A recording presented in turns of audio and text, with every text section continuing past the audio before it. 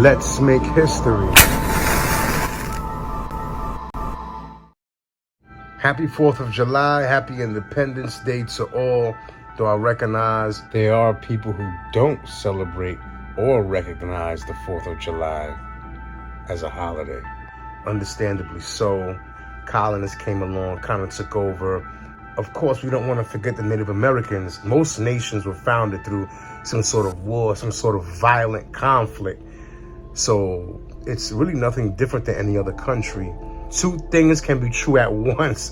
Thomas Jefferson wrote a letter to his wife saying how he believed that Independence Day would be celebrated for years and years to come, except it would be celebrated on July 2nd because that was the official day the United States claimed its independence. However, they shift their focus, the founding fathers then shift their focus to drafting up the actual document explaining this. Thomas Jefferson wrote it himself in solitude in Philadelphia. It took him a little over 2 weeks. And when he finished, it was the 4th. On July 4th, 1872, the 30th president of the United States, Calvin Coolidge, was born. He was also a Republican governor of Massachusetts. On July 4th, 1902, Jewish gangster Meyer Lansky was born. He was highly influential in unifying the underground entrepreneurs of the mafia along with Lucky Luciano and creating a nationwide network. He specialized in gambling. In 1929 was the birth of Al Davis, who was the owner of the football team, the Oakland Raiders, for 39 years, from 1972 up until his death in 2011. And even before that, he was their coach. Speaking of sports, the birth of George Steinbrenner. I'm a Yankee fan. My great-grandfather was a Yankee fan. My uncles were Yankee fans. And though before George Steinbrenner owned the Yankees, they were already a powerhouse team. He was responsible for the evolution of the modern-day Yankees. Because remember, you had the Yankees in the 1920s. That was Murderers Row. That was Babe Ruth. But the Yankees didn't solidify their spot until the late 20th century with Jeter and Mariano Rivera. Now we have Hal Steinbrenner, but that's a topic for another video. July 4th, 1943 was the birth of Geraldo Rivera, who is a Hispanic American political analyst and commentator.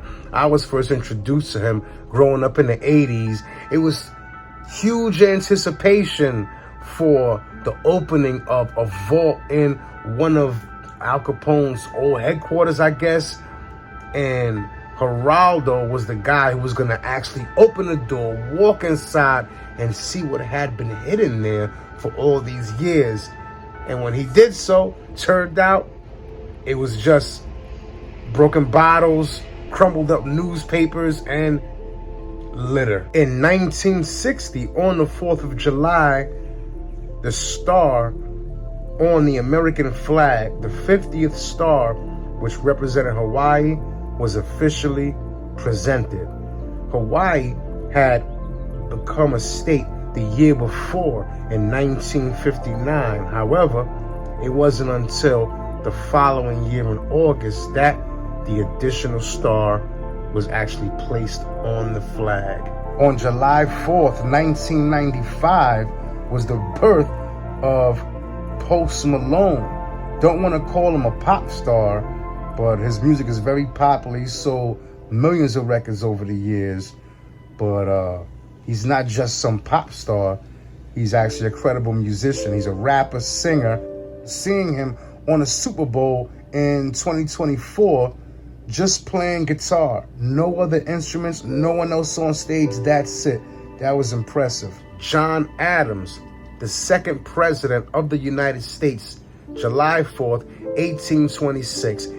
He was friends with Thomas Jefferson. To take it full circle, because we started this with Thomas Jefferson being the actual writer of the Declaration of Independence, which is what July 4th is celebrated for. But he was friends with Thomas Jefferson, and they had a falling out over political views, their differing political views. They didn't speak for over 10 years. Then they had a correspondence with letters. This was before the days of X and Instagram and Facebook. But they went back and forth, writing each other, hashing out and explaining in further detail their political views and why they took those stances. For 14 years, they went back and forth with letters.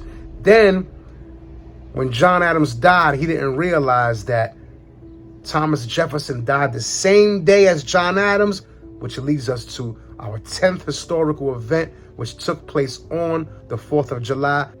Thomas Jefferson was the 3rd president of the United States, and he died on the same day as the 2nd president of the United States, John Adams, July 4th, 1862. That whatever our color or condition, we need only to see the hunger in Africa, the blood in Lebanon, or the Berlin Wall to realize we are better off here. Even among free nations, America is blessed. They don't compare the United States to other countries, but to their ideals. Every wrong in this country, past or present, proves to them that it is not worthy of noble creatures like themselves.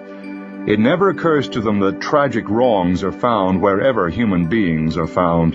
Anyone looking for a sinner need look no further than the mirror. Everything human is a failure compared to ideals. Leave your thoughts in the comments. Don't forget to hit that like button.